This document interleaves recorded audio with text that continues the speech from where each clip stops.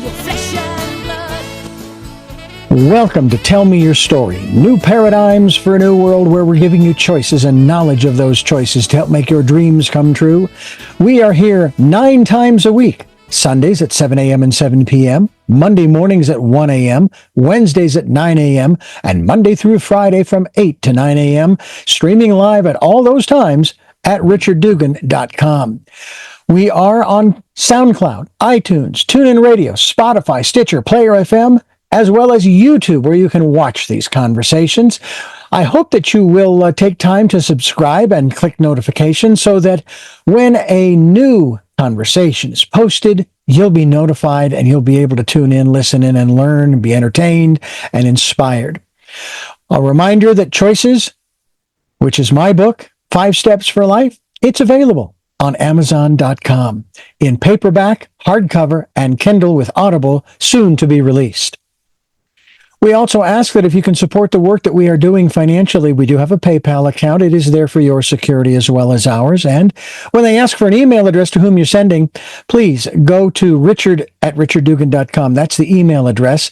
If you go to richarddugan.com, there is also a link directly to PayPal so that you can send us whatever support you can. And we thank you to those who have helped and to those who will help. We also ask that you take time during this decade of perfect vision, the 2020s, to go within to that quiet, peaceful, calm, still place and listen to that still, small voice. And with that, we now take you to our very special interview and guest here on Tell Me Your Story. And welcome to Tell Me Your Story, New Paradigms for a New World. I'm Richard Dugan, your host, and it is, as always, a pleasure to come your way and bring you information and guests who have that information to help you find those new ways of living in your life. We hope that you'll do that as we bring you new paradigms and new choices and knowledge of those choices to help make your dreams come true. My very special guest today is Tim Spriggs, if I have that correct. Tim, I want to thank you so much. And just so folks know, we're going to talk about health, wellness, healing, and all that goes along with that. Thanks for joining us.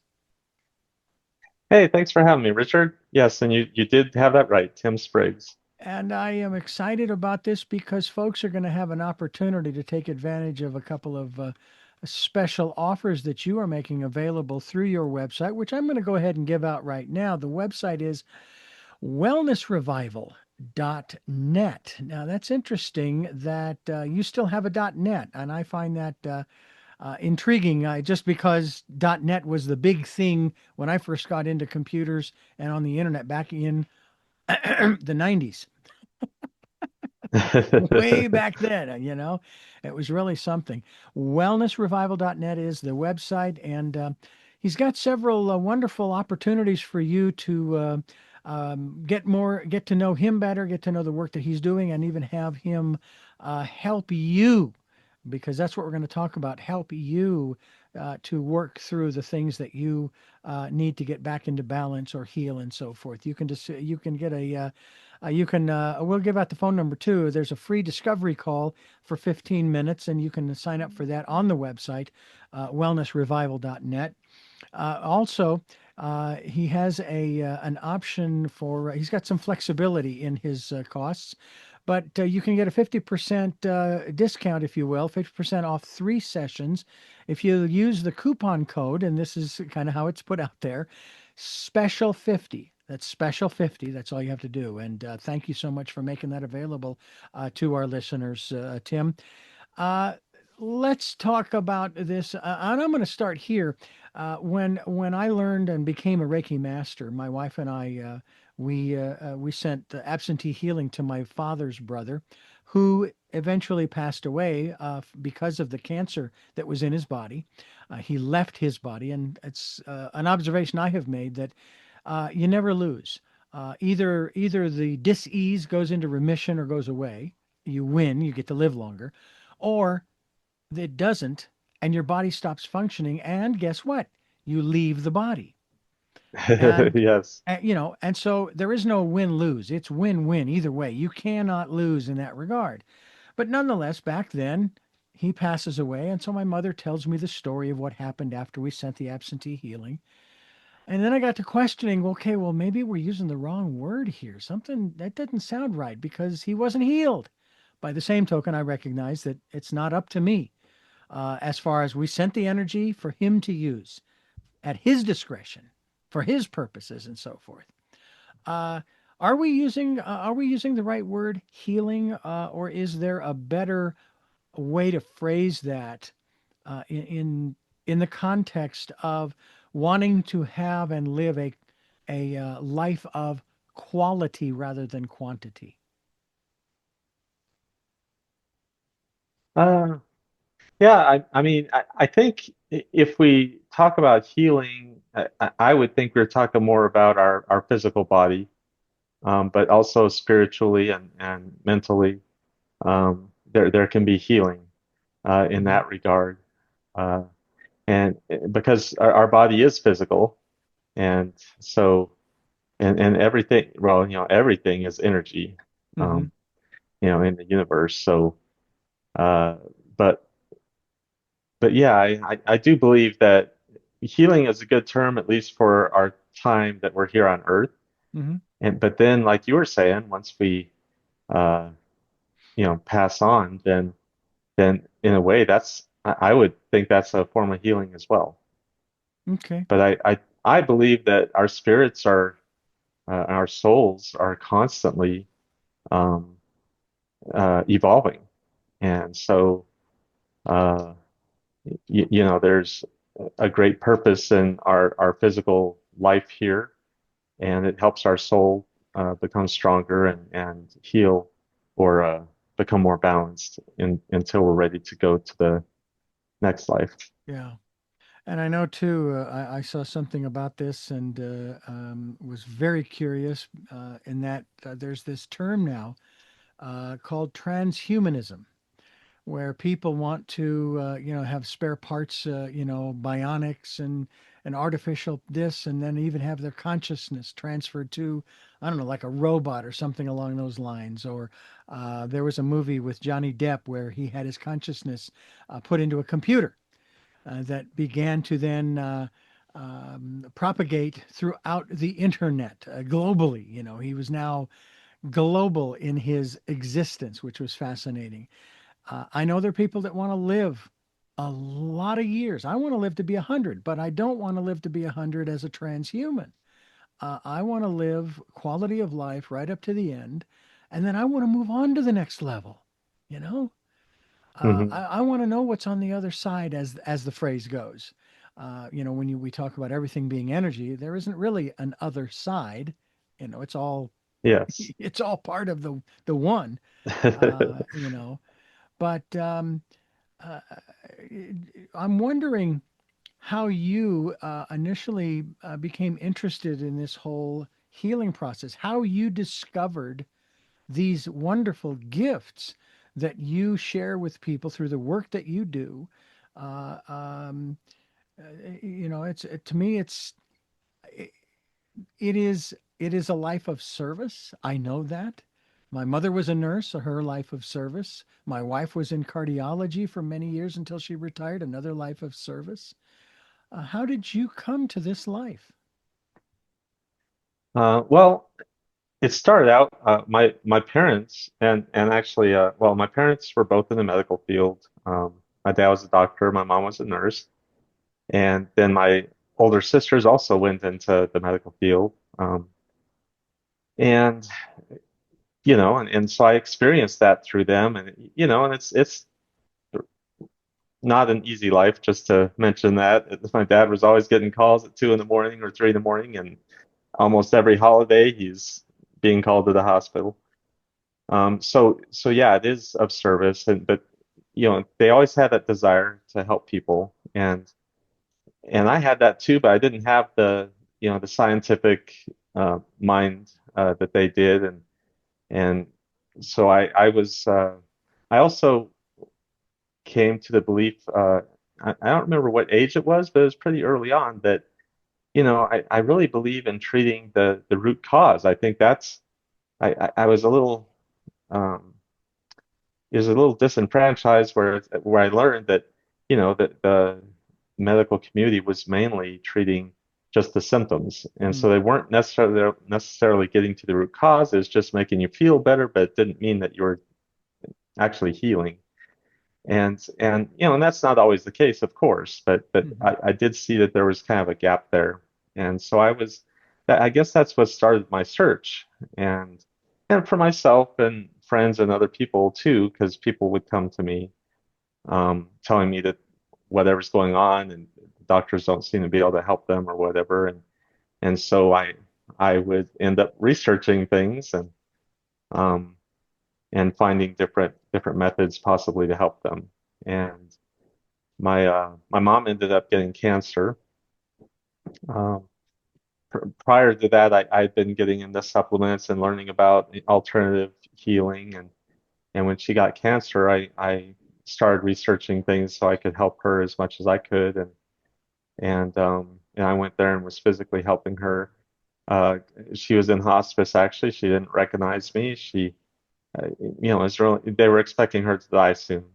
And I found a really good naturopath and homeopath, but they wouldn't let that person into the hospice care.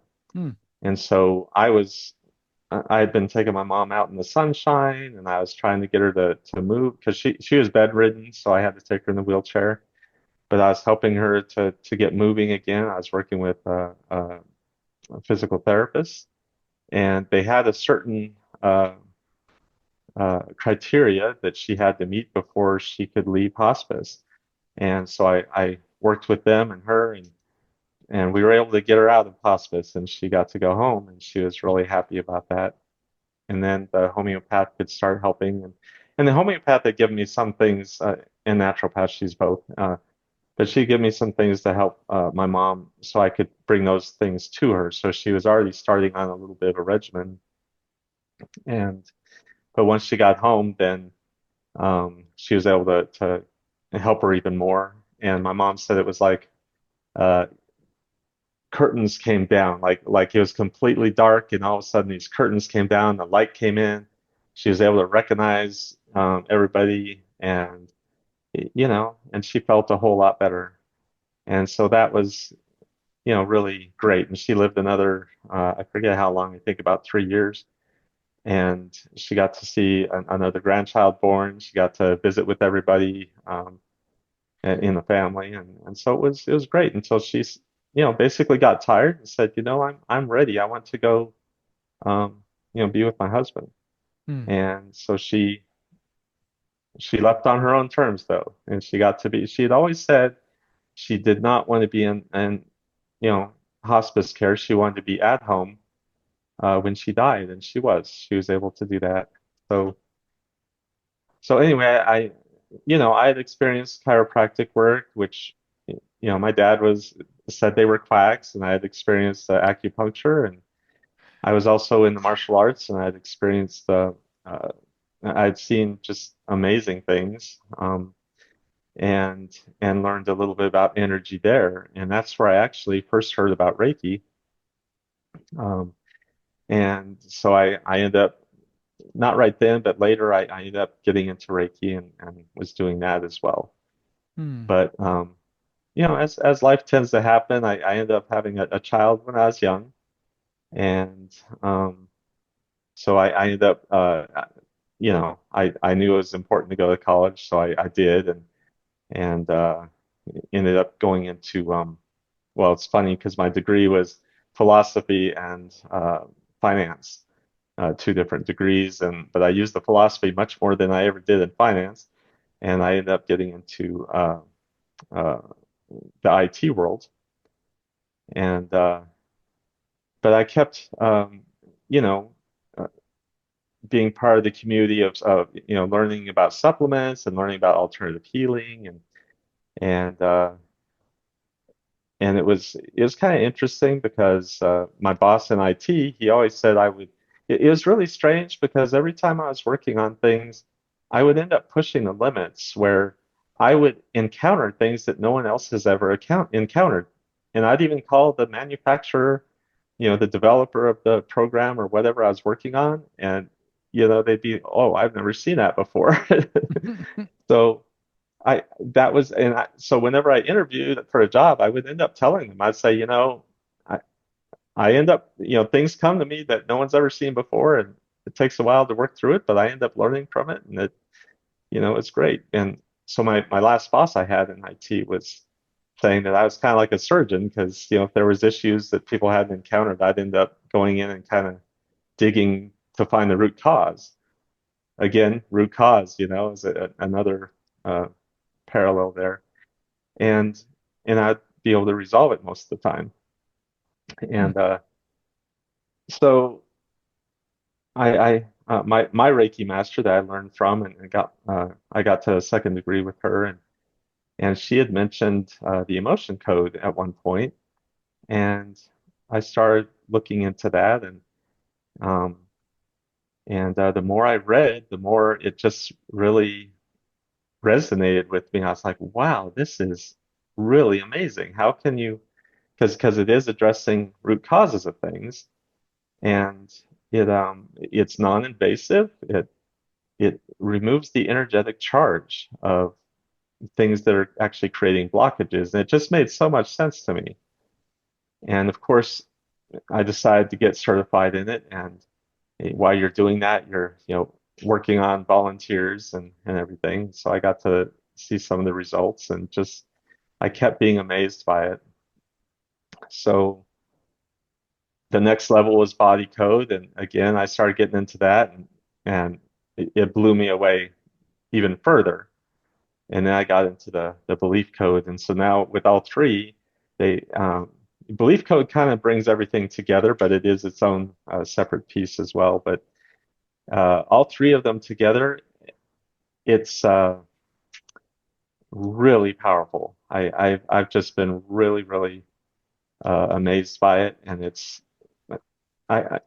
once people learn and get to see some of the results from it, Hmm. they come back.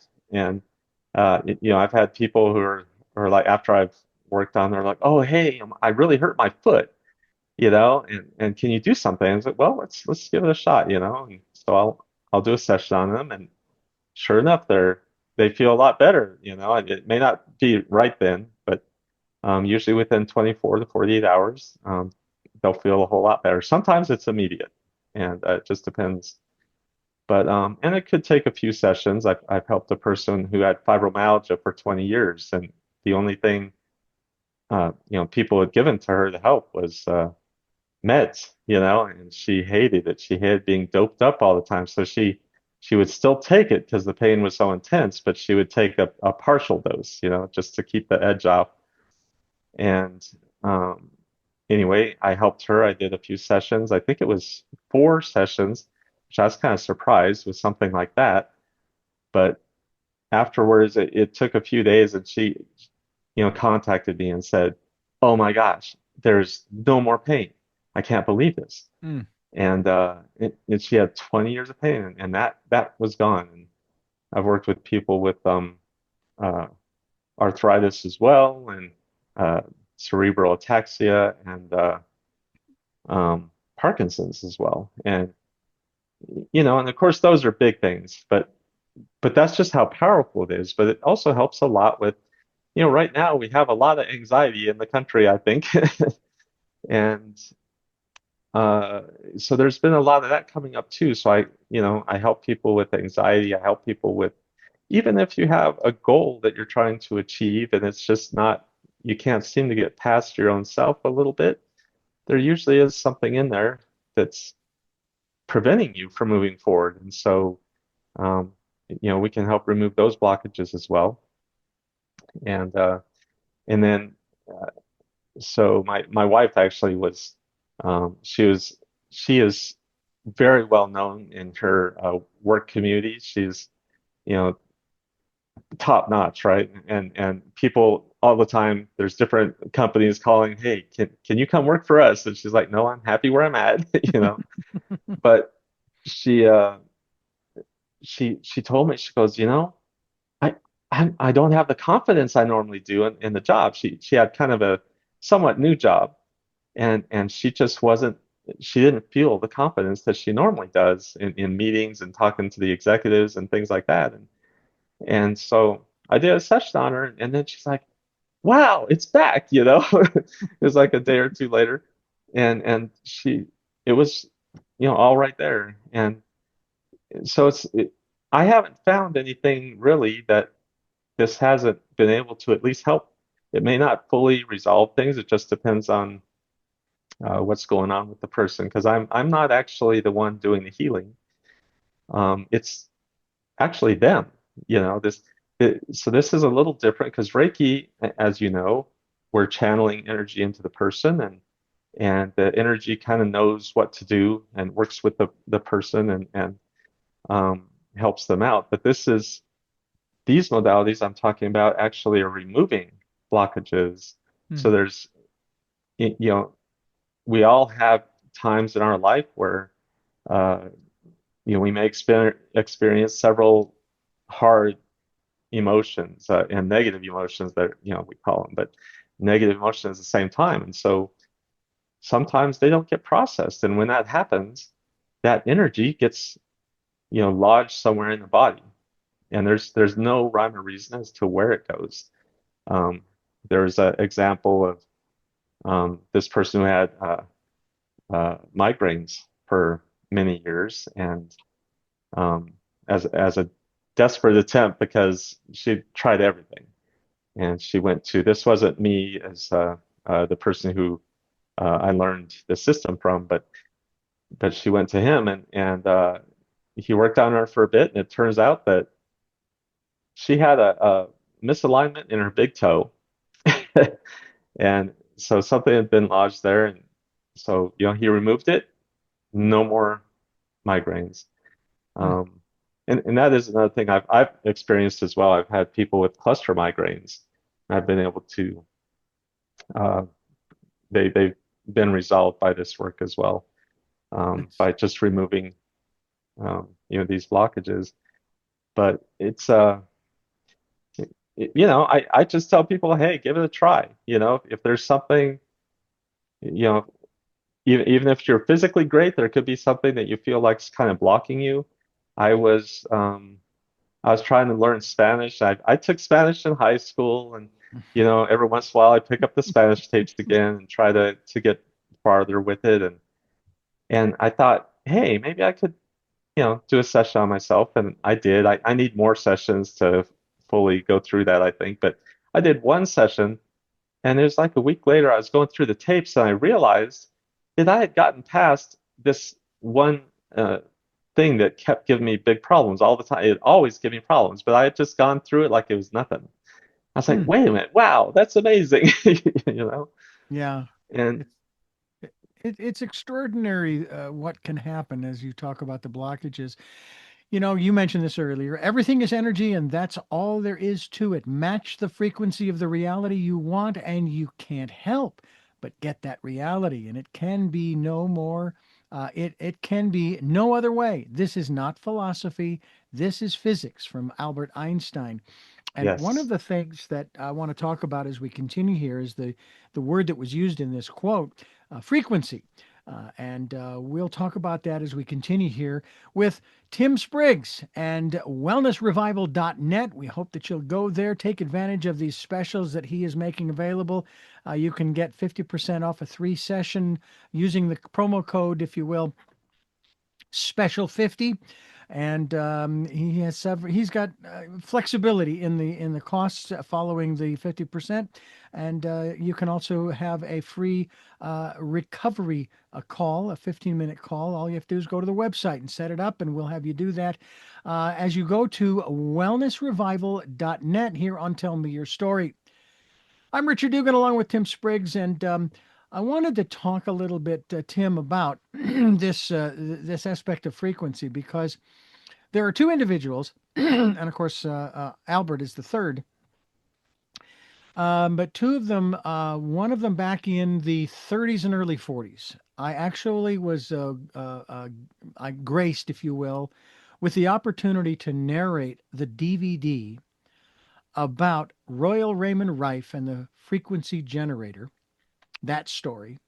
And then I was bringing up some of my archives going back to 2007 from this program, and I interviewed a gentleman who we became good friends, and he wrote a book called Sanctuary, and his name was Stephen Lewis, and he uses what's called AIM and MC squared, which are computer related, where he takes a photograph. You send him a photograph of you head to toe, and then he puts it into the computer and he processes it.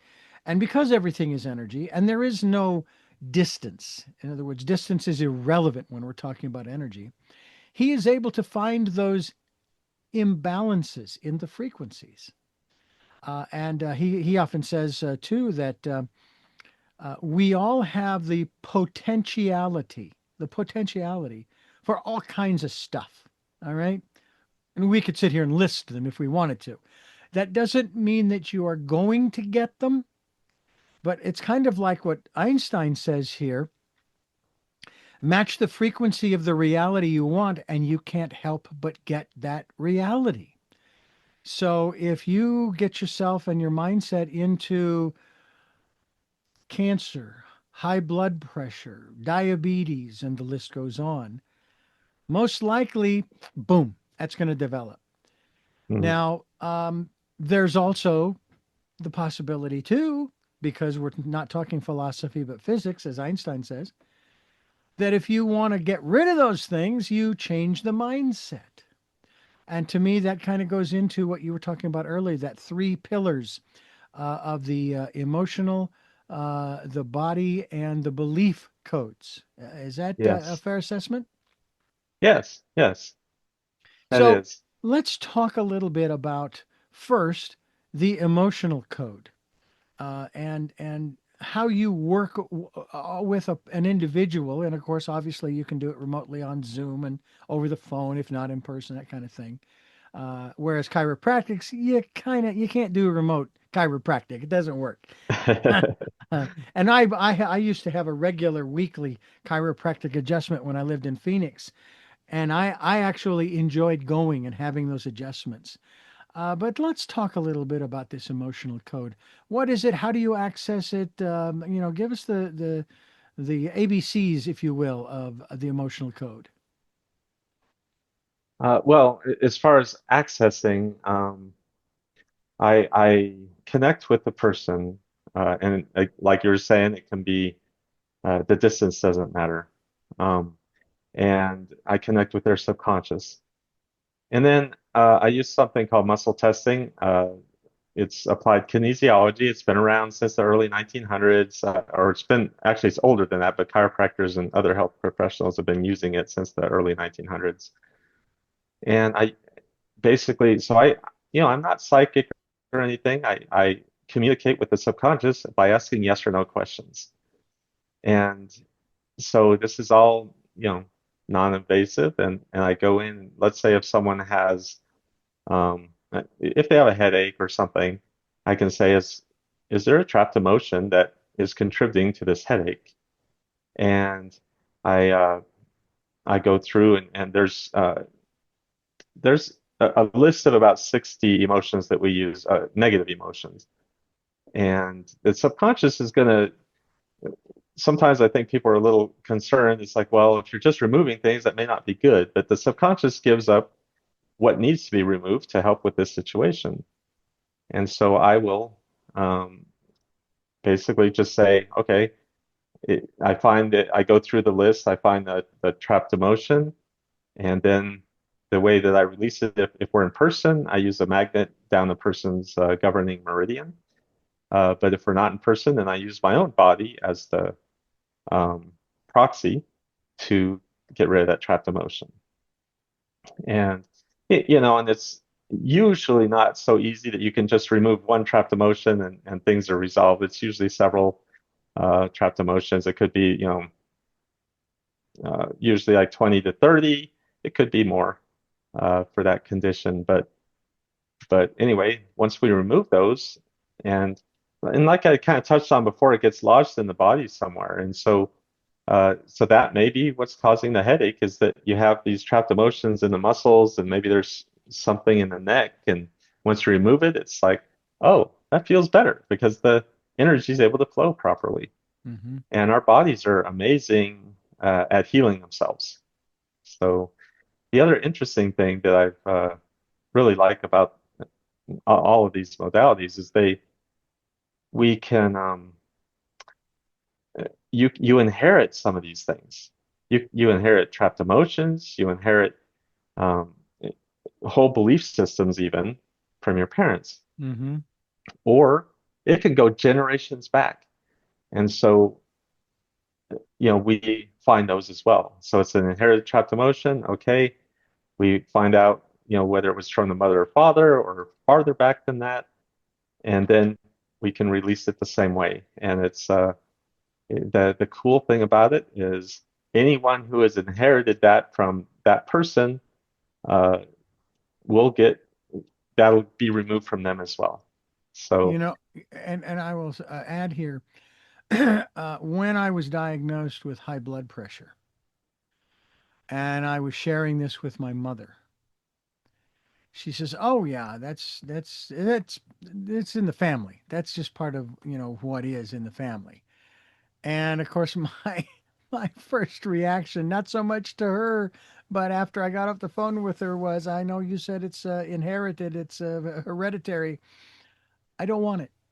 I right? don't want it." And then, of course, then I was diagnosed with type 2 diabetes, which I actually took care of. I was diagnosed in July of 2020, and I got it down to normal in a month and a half. Wow. And then I backed off the medication by half, and it was still normal. I was doing self testing, shall we say. Hmm. And when I went in February to my doctor and we did the testing, and he was very thrilled at the results. He says, "Go ahead and back off. Just take one a day. Go cut it in half." Well, I'm thinking, I'm already at half, so I'll stop taking it altogether, and we'll see what happens. If it comes back, if it rises, then I'll go back on. And it didn't come back Hmm. until March of 2023, when my father passed away. Mm. And I shared with my doctor what I had researched, that stress can cause blood sugar to rise and so forth. And he's, "No, no, that's not possible. No, because there's no connection." Well, I learned that there is a connection, but you have to go stress, which affects the hormones, which then affects the process, and then affects the blood sugar. So, in other words, there's no compartmentalization, which is what he was doing. And I have been doing everything in my power. And one of my guests said, "Oh, you have some unresolved grief." And I thought, okay, well, whether this person is right or wrong, okay, Hmm. I'm gonna check it out. I mean, it can't hurt. I mean, I've had a lot of death around me in my life, and my wife as well, over the last 4 or 5 years.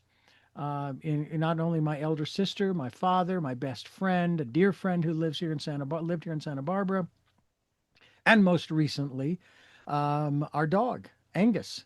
We had to let him go, and so forth. So I'm sitting here going, how am I going to resolve all of this grief? I mean, my perspective about death is different than most people, in that it is a part of this existence. That it may be the last part, but it is part of this existence. It's just the way things are, and that these individuals that I have known as sister and father and best friend and so forth, um, they're not gone. Hmm. They're still here. And I don't mean that they're stuck and they haven't gone on to, you know, Yeah, yeah. whatever else and then being reincarnated. Um, and yet, I know too that, hey, maybe there's still something to this whole unresolved grief issue, and maybe it's something else. But that's one of the things too that you're talking about, these conditions, and that's why I loved when I read the narration for the Royal Raymond Rife, and how he described it, where he would scan someone, and Stephen Lewis does the same thing with your photograph, to find those frequencies that are out of balance. And then he sends a counter frequency, if you will, Hmm. that helps to balance the frequency that's out of balance and so forth. And I thought, well, okay, but we can do that. through this, not only the emotional code, but you also talk about the body code. Tell you what, let me say this before we go there. We're talking with Timothy Spriggs. We're talking about energy healing. The website, wellnessrevival.net. We hope that you'll go there, take advantage of these specials that he's made available, which I'll mention later on in the program. And you're listening to Tell Me Your Story. I'm Reverend Dr. D. Richard Dugan, and we are here talking with Timothy Spriggs, and I want to talk about going in depth into the body code, in just like we did with the emotional code, the ABCs thereof. Yes. So the body code actually works on uh, imbalances that are in the body, and we do pretty much the same thing like I talked about with the emotion code. I'm connected with the person's subconscious. I'm asking yes or no questions, and we find if there's an imbalance that's contributing to whatever issue they're trying to resolve. And these things can be I mean, it's kind of amazing, but we can get into ligaments or organs or glands even that might be misaligned a little bit. There can also be frequencies like you talked about. Sometimes I run into a color frequency that someone has an excess or they don't have enough of, and Mm. you send the opposite energy there. And it's intent is very important in this. So we intend to do things, and then I do the same swiping with the magnet if we're in person, or I do it on myself as proxy if we're distance.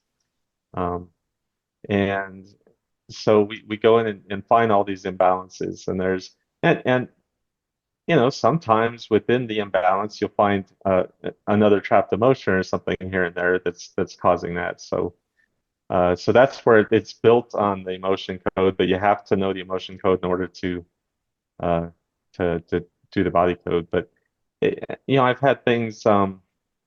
Actually, something really cool is a lot of the times, when someone's pregnant, they have morning sickness, and it turns out that and I use this. I just found out my daughter's pregnant, so so that's great, and she was having.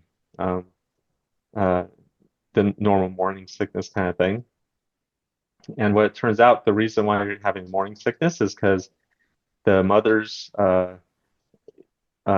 brain connection to the baby and the fetus, the amniotic fluid, and um, all those things are is not connected yet.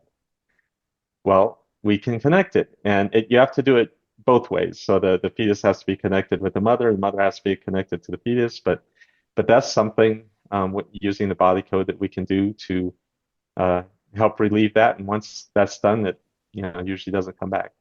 So Mm. throughout the pregnancy. So it's and and that's just a really neat example because it's like, oh wow. So you talk about these disconnections, and um, people sometimes aren't really connected with themselves very well. And so that's again something else we can do with using the body code. But it's also sometimes people have something like their ulna is misaligned a little bit. It might be just a tiny misalignment, but it's causing issues within the body, and so we can adjust that energetically as well. Um, and almost always something comes up that something in the brain, one of the brain glands, like the amygdala, happens to be out of balance. Um, Yeah. It's so, it's it's quite interesting. I just had this may sound strange, the connection I'm making here. I just had new tires put on my car. All four tires, I changed them all out, and of course they did a complete alignment. They put it up on mhm, the equipment and aligned the tires, and then there's this printout. And my mechanic shows me this printout, and there are two areas where the tires were out of alignment, and so forth. And that to me speaks volumes to what you're saying, in that I've actually noticed a slight improvement in the mileage. It may only Hmm. be a couple of miles per gallon, but still it's an improvement because there's less resistance in the tires rolling now because I've had this alignment. Well, the same thing would be true, I would think, if you get the body in alignment. Not only if you want to talk chiropractics, because Yes. I have my own analogy when it comes to the chiropractic process and what it is actually doing. Um, but what you're talking about when you talk about frequencies, you're talking about blockages, you're talking about alignment and balance and all of those things. It makes a world of difference. And as your example of, for example, just wanting to go back and learn Spanish, Yes. or get that. I mean, I took a semester for a foolish reason. I took a semester of Spanish in high school to get out of a semester of English. And I and I do know some, I mean very little, muy poco, muy poco. But it really stands to reason that if we would just get our lives back in balance, back lined up, if you will, it makes a world of difference. We're talking with Tim Spriggs. We're talking about energy healing. We're talking about getting ourselves aligned and all of that good stuff and balanced. There's this wonderful joke, Tim, that that I heard. I went to my mechanic and I had him check my points, my condensers, my plugs, had him rotate the tires, and he says, "And if you like the work, bring your car in." So, so that's the case here. Bring your car in, your physical body, if you will. Go to wellnessrevival.net as we continue here on Tell Me Your Story. I'm Richard Dugan along with Tim Spriggs. And Tim, this is fascinating. We've got so much more to talk about, and I want to get there because I want to move into the next level. But first, I want to remind you, folks who are listening and watching, that you can get 50% off of 3 sessions with Tim by using the promo code special 50. Go to the website, which is wellnessrevival.net, and book an appointment and use that special code. He's got flexibility in his costs and so forth in a certain range. And we ask you to also take advantage of a free discovery call. All right. So go there and book those at wellnessrevival.net. All the information is there as well. All right. So we've gone through the first of the 3 pillars. The third, of course, is the belief code. One of the things that comes to mind is an interview I had with Greg Braden, who wrote a book called The Healing Power of Belief. And in it, he basically, I asked him, I says, do you think, he basically says, let me say that. He said that one day we will no longer believe, we will know. Mm. And I have a feeling that the belief code you are talking about, is also tied into our intuition. And that's a place where we might actually be able to change our beliefs along the lines of what that quote from Einstein that I mentioned earlier. So, talk to us about the ABCs of the belief code. So, uh, I guess a lot of people are kind of scared of the belief code because at first, you talk about beliefs, they go, "Oh, are you going to take away my religious beliefs? You're going to take away this belief or that belief?" It's like, no, it's not like that. But it is. We have these belief systems, and the subconscious has put it together um, and it can cause issues. And so it, and it's these negative statements that are within us. And we can get these negative statements that the subconscious isn't really good at making conclusions, but these are kind of like when it makes a conclusion and it's a faulty conclusion.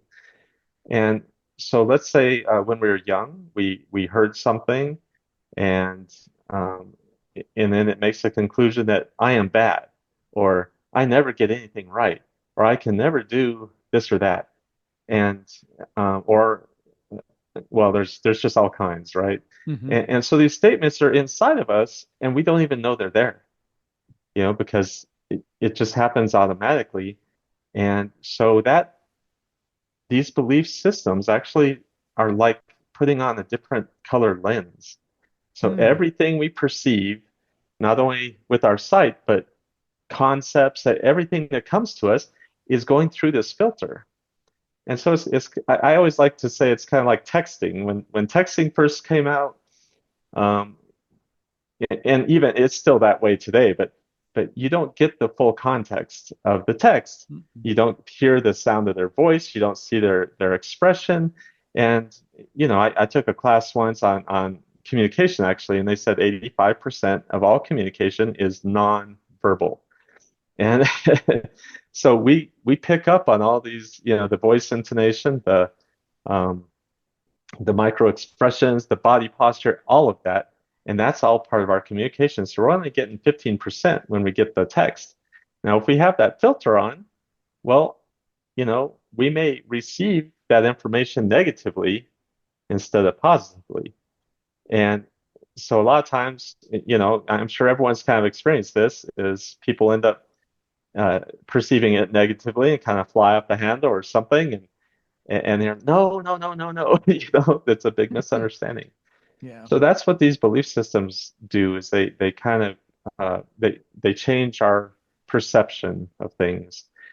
And I love the belief code. It's not going to change, your underlying beliefs, but it will allow you to change your uh, those negative statements that are within you. And the belief code also incorporates the body code and emotion code, because those imbalances have an effect on all of this. And so, and that belief system can cause imbalances too. That our thoughts, like you were saying, our thoughts can actually cause these issues, which, I didn't talk about the heart wall, but that's where, everyone goes through heartbreak. And so the body actually will create an energetic wall around the heart to protect you during that time, but it never removes it. So what's that doing? It's disconnecting you from the world. It's disconnecting you from other people, because we do communicate a lot with our heart. And so if it stays there, well, you're not connecting with people as much. You tend not to be as open, and so that causes problems too. And so what I'm just trying to say is, that's it's similar to that, where it's there, it doesn't get removed on its own. And Hmm. so when we remove it, then we can become more open. We can actually move on, like I was mentioning about the Spanish, or the confidence in your life. You These belief systems, these negative statements that are in us, it's like, no, that's not what we should have in there. And so I'm not actually saying you shouldn't believe in this or that as far as specific things. It's more along the lines of, hey, we're going to open up, um, remove these blockages that you have in yourself, that opens you up so that you can be your more authentic self. And it opens up the pathways for those, new positive statements, hopefully, in your life, and will let you move forward a lot easier, because I the know brain that is that very is, powerful. yeah, I know that that's a big fear with a lot of people is they have this set of beliefs, and so forth. My eldest sister, who has since passed, she she was born and raised as I was Catholic, and to Hmm. me, Catholicism embraces so much. I mean, it's incredible what it embraces, what it takes in. The mysticism, and of course, I love the ritual and the tradition and the ceremony and that aspect of it too. And so she converted when she met her husband. She converted to a different sect, if you will, of Christianity called the Church of Christ, which is extremely rigid. My observation, okay, let me put it that way. My observation is that it's extremely rigid.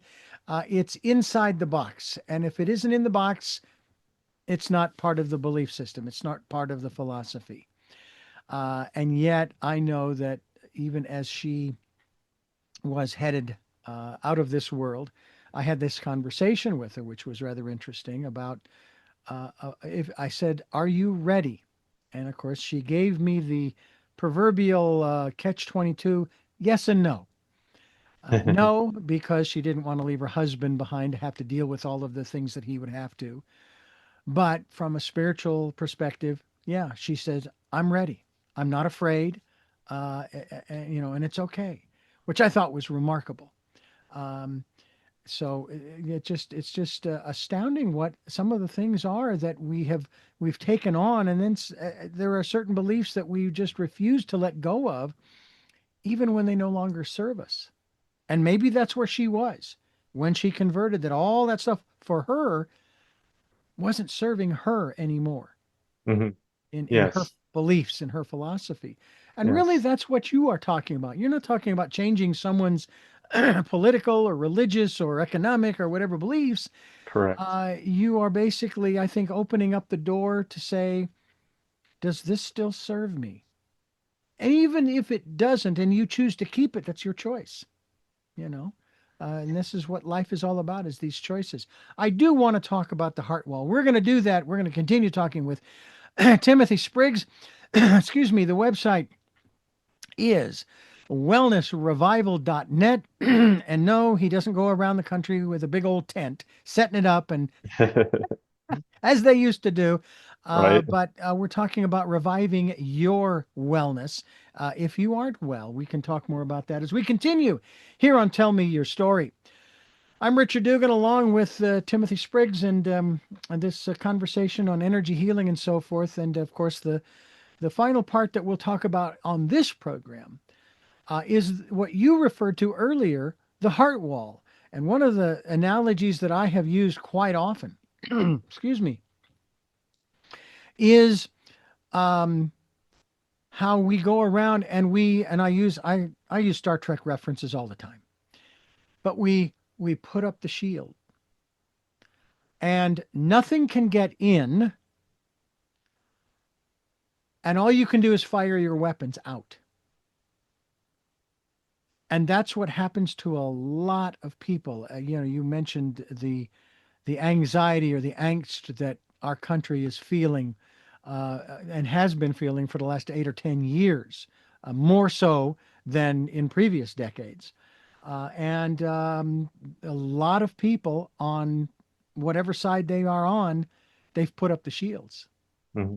And so, talk to us about the heart wall and how we can get through it. I know you referenced it earlier, but let's once again the ABCs of the heart wall.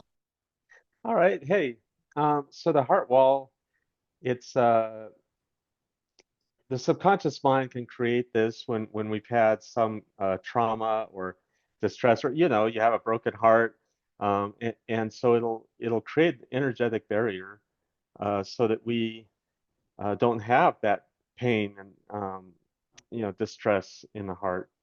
And so, but the problem with that is it doesn't remove that heart wall automatically. It just stays there. So what that actually does is it's putting a barrier between you and other people and the world in general. And so you basically you kind of become muted and the world becomes muted to you. And so it's important to remove that. And when you do remove that, then you can actually be happier. You can receive love. You can have better relationships. Uh, People tend to take a little more chances. Like they embrace life more, I guess is a better way to put it. Hmm. Um, and and it's solely created out of trapped emotions, all kinds of trapped emotions, of course. But so you have the inherited ones and the regular ones, and there's shared and all different kinds. But we don't need to really get into that right now. But it's anyway, so it just really helps to get that removed. And the cool thing is, the body won't allow you to really remove it unless it's ready to be removed. So that's something that people get concerned about. But it's like once you've healed from that heartbreak and everything, then it's like, okay, the heart wall's ready to be removed and we can remove it. And the question always comes up, well, does it come back? And the answer is yes, but not that particular heart wall. So it can come back if you have another traumatic event, and you don't, and you're really hurt from it, and you don't really get a chance to process everything. Mm. Uh, and so it'll build another heart wall. But again, we can remove that whenever. But they don't usually come back very frequently. Um, and like I've removed I don't know, several heart walls, and I don't think any of those have come back in the past couple of years. So it's not something that just, comes back all the time. But Yeah. it depends on the person as everything else, and what's happening in their life. But Well, I think too that when you talk about this, if the person does not change their thought patterns and or even their beliefs, as we talked about one of the pillars, the belief code, then they're not likely to stay in that place where they, quote, so to speak, broke down that heart wall, put down the shields, as we use that analogy or that metaphor. yes, They're going to go putting the shields right back up again because they're still in that old mindset.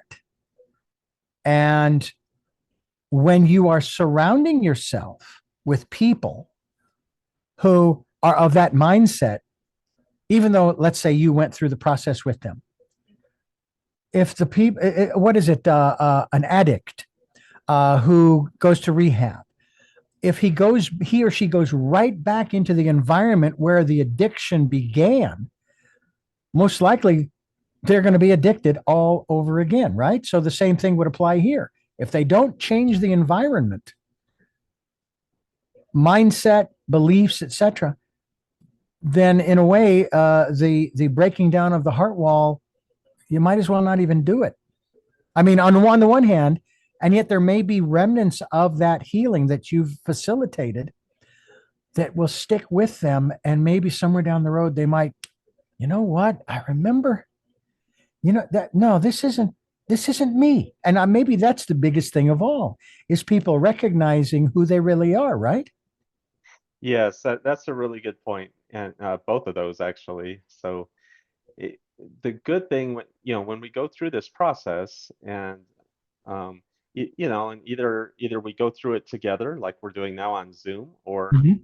if I just do it completely separately, I send an email with everything that we've removed, and and then if they have questions, they can contact me about each of those things if they want, and we can actually go in and figure out kind of the time period of when they got these trapped emotions in their heart wall.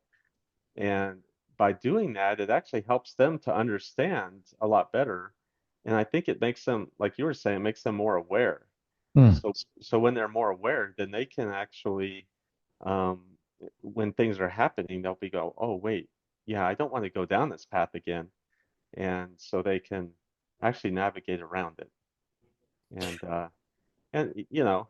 it is a possibility, but it is a possibility, like you said too, is if they just want to um, be back to their old habits and everything, then next time they have a broken heart or a trauma that happens to them, they may go back into that same shell, and then they're back behind that heart wall again. Yeah. And the heart wall can be raised for sometimes the most trivial and minor things. And what I find interesting is there are people who try to draw me in. Hey, did you hear what happened on the news today with so and so and thus and such and this? And I tell them I don't listen to or watch the news if I don't have to. And I don't listen to the talking heads if I don't have to. And when Hmm. I say when I don't have to, it's more along the lines of if I'm at the radio station, and I've worked for news talk and information stations pretty much all my life, with the exception of the Christian station, which still falls under that category. And so it's been hard. It's like the universe has been sort of testing me over the years and sort not so much toughening me up. I don't want to use that term, but training me how to filter it out, saying, okay, don't put that into your perception. All right. It doesn't concern you. It's none of your business. Now, some would say, well, wait a minute. I mean, you're an American and you're a patriot and you're this and you're that and you're the other. You should be aware. I said, no, because here's the deal. I know from history, not only history in school that I studied, but just in general history about man's inhumanity to man. It's been going on since Cain and Abel. Mhm. Actually, we could even take it back further, maybe not to humanity, but to the divine and the story. I will say, make it clear. I think it's a story about the battle between the creator and one of his own creation, Lucifer Morningstar. And that's based upon the story. So this has been going on long before man was ever here. Why do I need to fill my ears and my eyes with all of that stuff? And then I'll take it one step further. And again, no disrespect to anybody, although they say, "Oh, when you say that, you mean disrespect." No, I don't. This is my perception. I don't know about you, Tim, but this is mine.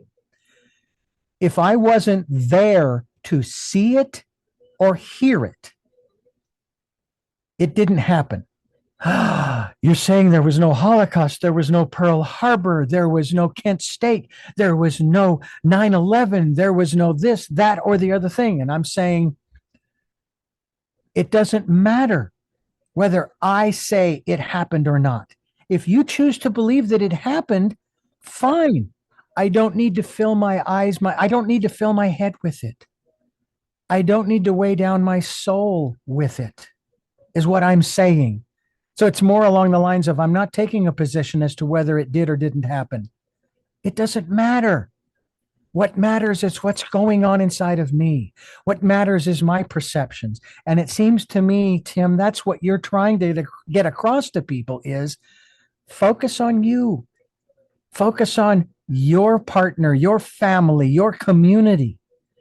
Because isn't it, don't they say that most of the stuff we have no control over, right? Yeah, Tim? there is that that line of thought as well. You know, Um, I and yes, we do need to focus on ourselves. But I do think part of this, like with the heart wall in particular, it's good. It's also trying to help you connect with others. I And agree. so you're not putting yourself in a bubble. You do want to work on yourself, focus on yourself instead of I guess the word blame comes to mind. Don't blame everybody. Don't point Mhm. fingers. So so that's where um, look at yourself first and try to work on yourself, and then you go out from there. You connect with others and you Yeah. share. But just like you're doing, you're sharing things. You're trying to share your knowledge. You try to help people, but you're also not telling them this is how you have to think or this Oh. is how you have to be. And Mhm. so yeah, I think that's very important as well. It's like let's not be, judgers of everybody. Let's just look at ourselves. So then we try to help other people and the world as we can. And you're doing such a great job at the wellnessrevival.net with a couple of opportunities, actually three in particular. You are offering a 50% off of 3 sessions, and you use the coupon code. Oh, my Lord, I can't even say it. Uh, do you say coupon or coupon? Uh, coupon code special 50. Okay. Use that when you sign up and you go to wellnessrevival.net.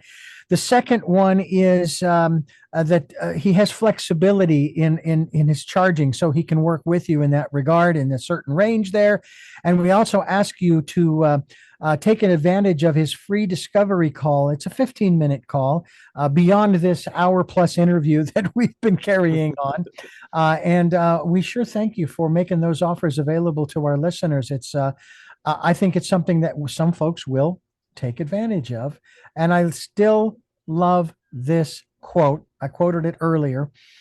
Everything is energy, and that's all there is to it. Yes. Match the frequency of the reality you want, and you can't help but get that reality. It can be no other way. This is not philosophy, it's physics. And I find that Albert Einstein has put it so well. We talked earlier about everything being energy. Yes. Science has proven that everything is energy. Now, whether you want to argue string theory or particle theory, that's a whole nother story. But the reality is that when it's all said and done, the material world is constantly transforming. And it doesn't take long to see that. I'll give you a real simple example, Tim. Just outside our big picture window where we currently live, uh, there's several giant oak trees. Hmm. And I built a dog run around these giant oak trees and a pine tree back when we first moved here 19 years ago. And I took some chain link fence that was maybe 5 feet high. I didn't want the run wall that high. But what I wanted to do was take the bottom 2 feet of it, bury it. All right. And then I put in the material around it to give it a barrier, a visible barrier. Well, over the years, here's the interesting thing. The interior of the run, the floor surface, the dirt floor was always the same level, never changed. But the outside of it, on the outside of the fence under this oak tree, the level kept rising and rising over the years. And it took me a while to figure out why. How is this even possible? And the way I knew this was I had these giant poles, these almost like telephone poles on their side to be up against the fence so they couldn't dig out even if they tried. Hmm. Well, those poles were disappearing. And then it dawned on me, it's the oak tree. No, it's not sinking. The leaves were falling off of the tree. And what would happen? They would turn into the dirt. And then they would revitalize and nourish the tree itself. Hmm. That's the process of this natural world, that energy is constantly being transformed. Now, for my father, they did it in a fast way through cremation. But even in those stories, it says ashes to ashes and dust to dust. Well, so what difference does it make if we do it to those who have departed and turn them to ashes? We're fine. Or you put them in the ground and they turn to dust. That's just the natural process of things. Hmm.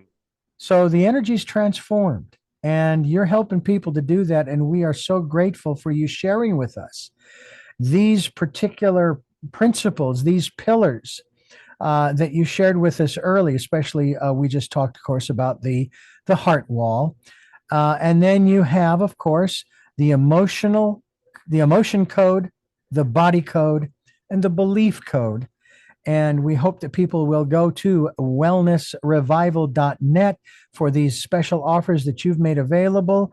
And we certainly hope that you will stay with us as we continue here on Tell Me Your Story.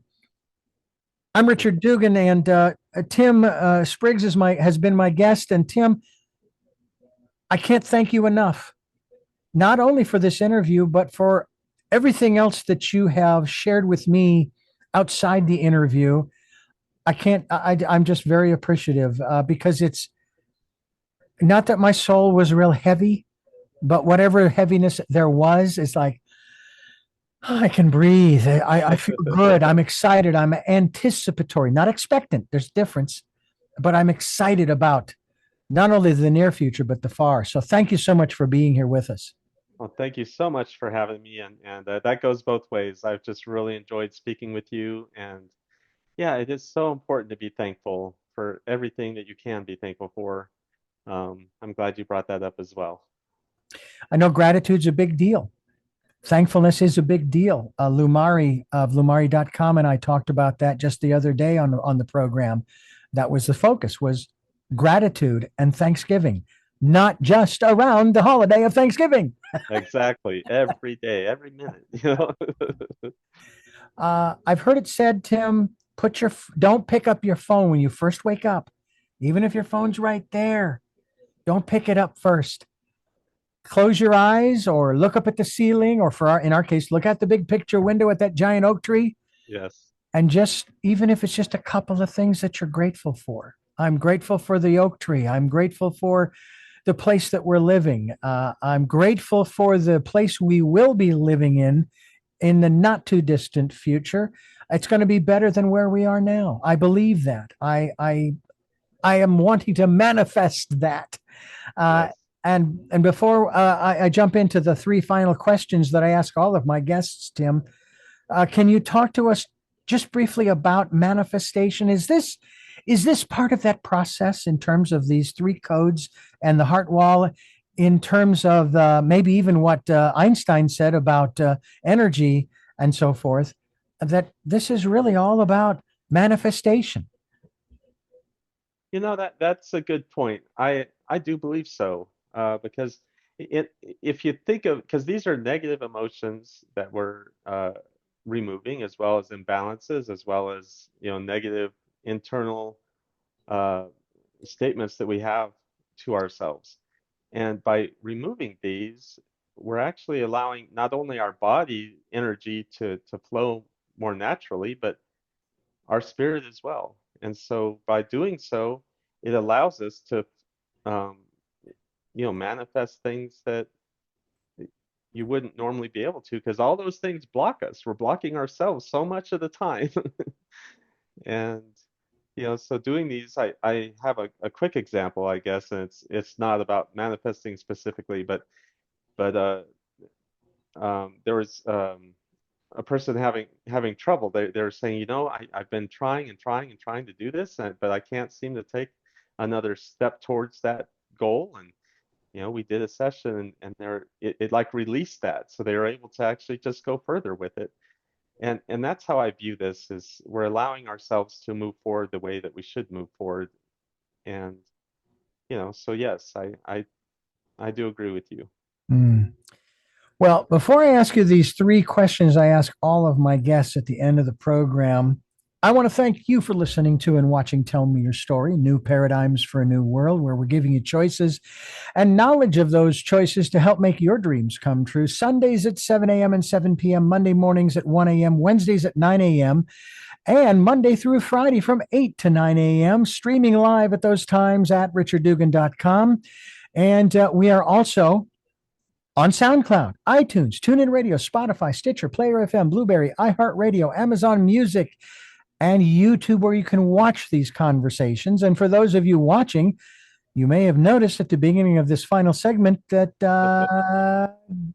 Tim and my attire changed just a little bit because, well, somehow the universe said, let's save the last segment for a better time to really expound. And it did, and we did. So, again, thank you to the universe for its guidance in that regard. We also would ask that if you would like to get a copy of my book, Choices 5 Steps for Life, you can go to Amazon and key that in. And we would appreciate it if you could send us a tip through PayPal. We have a PayPal account that's there for your security as well as ours. And if you go to the homepage of richarddugan.com, there are links to both Amazon for Choices, 5 Steps for Life, as well as to PayPal, where you can send us a tip. And finally, and I know Tim is a strong believer in this as well, we ask that you take some time during this decade of perfect vision, the 2020s, to go within and to listen to that still small voice. And with all of that being said, we now go to our final three questions to ask our guest. Firstly, who is Timothy Spriggs? Well, I'm a father, I'm a husband, I'm a person on this planet, and I'm a healer. And of course there's been a long journey during my life that's all part of me. So Hmm. What gets you up in the morning? Uh, just life. I enjoy life, and like you said, be thankful, and I am thankful for everything. I've always felt like I'm very lucky. I know there are so many people that um, have it worse than I do, or have a lot of struggles, and I've had my fair share. Hmm. But each one of those has brought me to where I am now, and those struggles I've been able to overcome, and there's always something that I've learned from them, and it and sometimes I don't even realize that what I've learned from it fully until years later. And then it comes all back around. It's like, oh, that's why I was learning this, and that's why this happened. And that's kind of what I've been experiencing the past few years, a lot of that, where it's like, okay, this is why what I'm doing right now is why a lot of those lessons had to happen. Mm. And finally, what was your best day? Hmm. Hmm. I would like to say I have a lot of best days. The one that's coming to mind actually though is uh my I've actually been married more than once. I'm not proud of that, um but the marriage to my current wife, that was just an awesome day. We've been married close to 10 years now, and that was it is wonderful that I found her. I couldn't agree with you more. You're not alone, though. I'm in my second, but I've made the commitment that it's my last. That I'm going to do everything that I can from what I learned from the first one, as well as other areas, to make this one truly work. And it has. And I do believe that. And I'm very happy as well. So, congratulations to you. And thank you again for joining us here on the program. And I thank you for listening to and watching Tell Me Your Story. And until our next broadcast, podcast, videocast, love to love. Jeanette, I am still listening. Dad, continue to be happy because I am. Smokey, I'll see you on the other side. Mike, thanks for letting me be in your life. And to my dear friend Zorro, aho, aho.